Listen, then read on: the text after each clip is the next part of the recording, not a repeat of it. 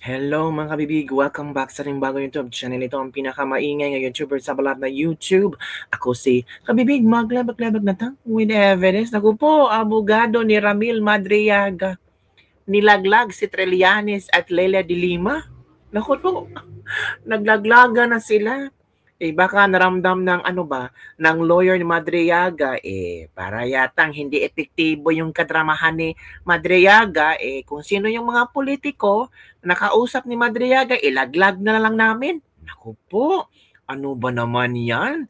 Parang kinakabahan na yata si Trillanes, mga kabibig. Naku, anong nangyari? Sabi ni Attorney Raymond Palad, ang nakausap ko lang na politiko, which inamin naman yan, si Congressman Leila de Lima. Noong December 8, nagharap kami. Tapos, yung visit ni former Senator Trillanes sa January 23. Hindi pa nga ako nakaharap noon. Hinayaan ko si former Senator Trillanes na interviewin alone si Madriaga. Sabi ni Atty. Raymond Palad, yung supplemental affidavit naman started siguro noong mga second week or third week. I think mga January. Oh, kailan ba bumisita si Trillanes? January 23. Kailan lumabas ang supplemental affidavit na ginamit ni Madriaga sa hearing sa Justice Committee? Sabi ni Atty. Raymond Palad noong second week or third week ng January. Diyan na kami nag-decide na i-formulate na yung second affidavit niya. Gusto ko yung term na i-formulate. Bakit dapat i-formulate kung puro katotohanan ang kanyang sinasabi? Kailangan ba talagang i-formulate? Hala ka, naku po. Eto kabibig makinig tayo sa formulate, the formulation of supplemental affidavit ni Ramil Madriaga at laglag ng abogado ni Attorney Palad. Attorney Palad, ang ganda mga Palad, Attorney Palad. Ito na kabibig, makinig tayo. Huwag kasi kayo magpa-interview sa media. Ito kabibig Attorney Palad, yung supplemental affidavit naman started siguro noong mga second week or third week, I think mga January. Bumisita si former Senator Trillanes sa January 23. Makinig tayo kabibig. Meron bang taga-gobyerno, taga-administrasyon, anyone who has been talking with you to support Madriaga? To support Madriaga. Sa nangyayari po? Yes, meaning administrasyon na merong suporta sa kay Madriaga financially or otherwise. Ang nakausap ko lang na politiko, which is inamin naman yan, si Congresswoman de Lima, noong December 8, nagkaharap kami. Tapos yung visit ni former Senator Trillanes sa January 23, hindi pa nga ako nakaharap noon. Hinayaan ko si former Senator Trillanes na interviewin alone si Madriaga. Present lang ako nung visit ni Congresswoman de Lima. Sa administrasyon, wala ho tayong connect dyan. Yung supplemental affidavit naman, started siguro ng mga second week, third week, I think mga January. Diyan na kami nag-decide na i-formulate na yung second affidavit niya. It took us time, no? Kasi kailangan mong i-gather yung mga evidence, yung mga pictures, we need to validate yung mga kwento niya, yung mga bank accounts niya. Mahirap, no? Especially yung mga bank secrecy natin, yung mga procedure sa LTO, mahirap i-verify talaga yung mga information. January, you started with the second Yes, the supplemental affidavit. But would it be fair to say that talagang sinadya niyong matapos yan bago po siya magpakita noong April 14 sa House Justice Committee? Yes, talagang halos every other day nandun kami sa jail. Halos every other day nandun sila sa jail. Di ba? Guardian ng show, producer. Tapos ang palabas, Attorney Eddie, wow, hindi ata tugma attorney. So possible talaga kay Trillanes ang script. Kayo nang bahala maghusga kabibig. Di ba Basahin natin kabibig Attorney Raymond Palad in interview ni Katunying. Ang nakausap ko lang na politiko, which inamin naman yan, si Congressman De Lima, noong December 8, nagharap kami. Tapos yung visit ni former Senator Trillanes sa January 23. Hindi pa nga ako nakaharap noon. Hinayaan ko si former Senator Trillanes na interviewin alone si Madriaga. Ang galing ni Trillanes, no? Parang, sabi ng iba ba, sa mga loyalista, si Trillanes ang tawag doon, apple of the eye. Hero ang pagtingin ng mga loyalista kay Trillanes. Siya ang nagdadala ng totoong katotohanan. Uy, iba si Trillanes, mga kabibig. Kinikilig ang mga loyalista kay Trillanes. Parang, ako'y kinikilig. Mga ganun na. Pag ika'y malapit, ako'y kinikilig. Mga ganun kabibig ba? Anong nangyari? Ba't kinikilig ang mga loyalista kay Trillanes? Anong meron kay Trillanes kung bakit sila kinikilig kay Trillanes? Naku, kayo talaga. Kung ano mga nasa isip ninyo. Di ba, kabibig? Ito pa. Ano pang susunod? Tapos, in-interview siya ng bilyonaryo, sabi ni Attorney Raymond Palad, yung supplemental affidavit naman started siguro mga second week or third week. I think mga January. So, posible, kasama si Trillanes na gumawa sa supplemental affidavit. Kasi, January 23, pumunta si Trillanes. Within that particular time, second week and third week of January, ginawa nila ang supplemental affidavit. Sabi dito, dyan na kami nag-decide i-formulate na yung second affidavit niya. Ay, ano ba naman yan? Mag-isip-isip na naman tayo. Naku, sasakit naman ang ulo nating mag-isip-isip kung kasali ba dyan si Trillanes sa pag-formulate sa supplemental affidavit. Kaya kabibig, ano ang iyong reaction? Kasama kaya si former Senator Trillanes sa paggawa ng sa pag-formulate ng supplemental affidavit? Ano ang iyong reaction? Maybe not. Basta ang alam natin, bumisita si Trillanes January 23. In-interview niya si Madriaga. Hinayaan ni Attorney Palad na interviewin ni Trillanes si Madriaga. Ay, galing. Ang tanong ng maraming Pilipino ba, bakit ngayong second impeachment merong Madriaga drama effect? Yung first impeachment, bakit wala? Well, in fact, may mga makabayan black noon. Wala ba silang, hindi ba sila naka-idea na merong Madriaga? Bakit ngayon 20th Congress, may mga Madriaga storytelling, scripted, the script is scripting. Ewan ko kabibig. Oy, ito ka, bibig ha. Si Joel Chua, buta pa kay Ted Filon. Bakit kabibig? Kasi itong si Joel Chua, nagpa-interview kay Ted Filon, knowing Ted Filon, really, talagang magtatanong siya ng makabuluhang tanong.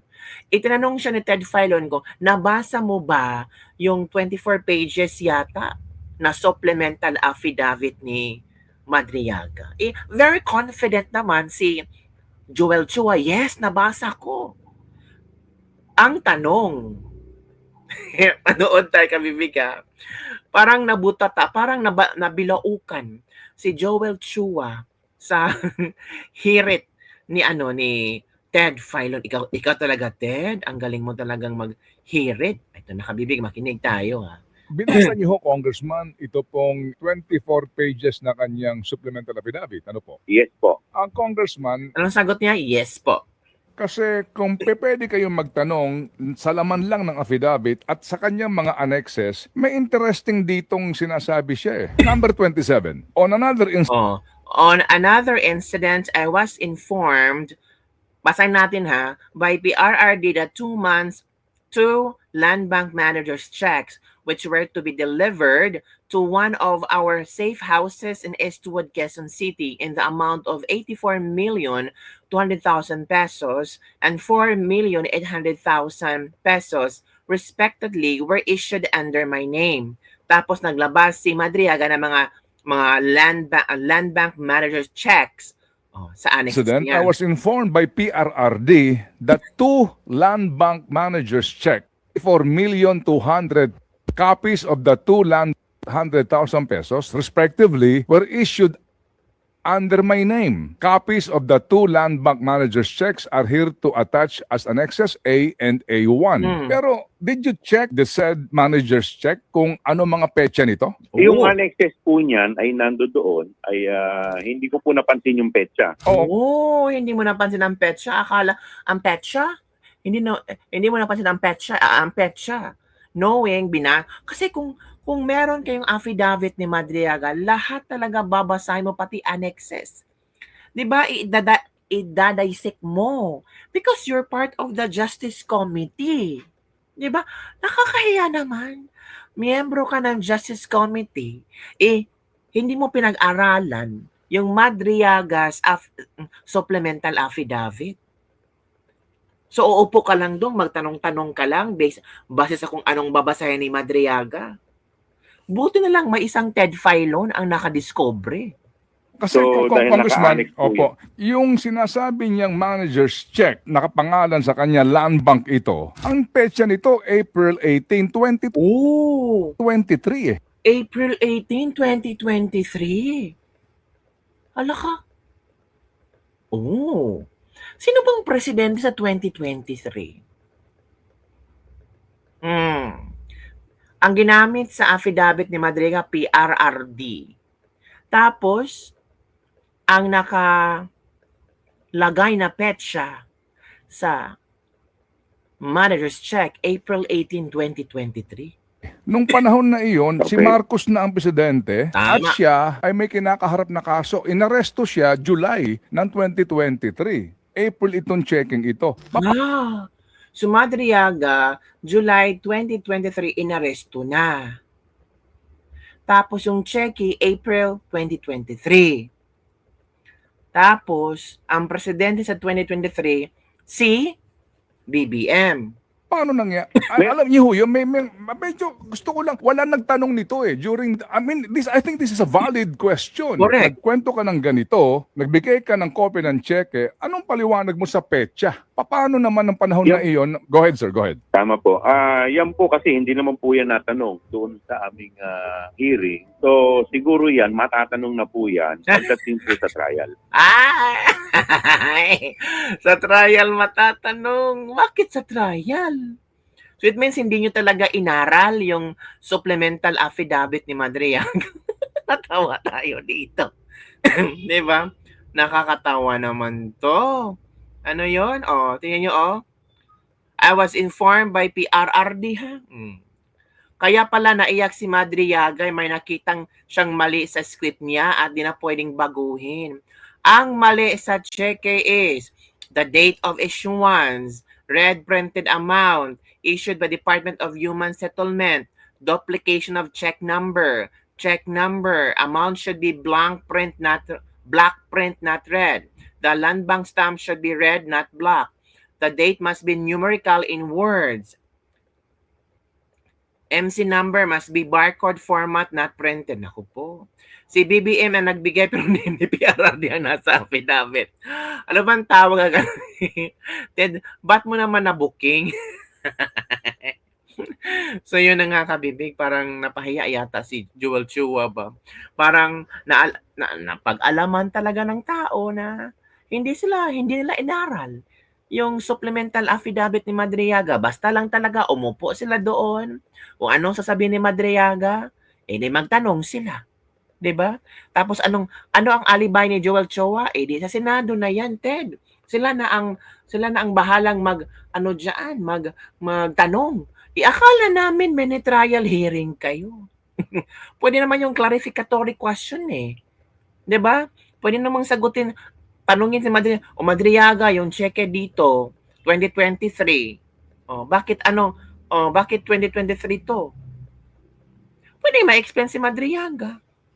Or pwede ba, Madriaga, April 2020, sa ano ba to? April 2023 ba ang date ng checking ito? Yes or no? Pinang ganon, di ba?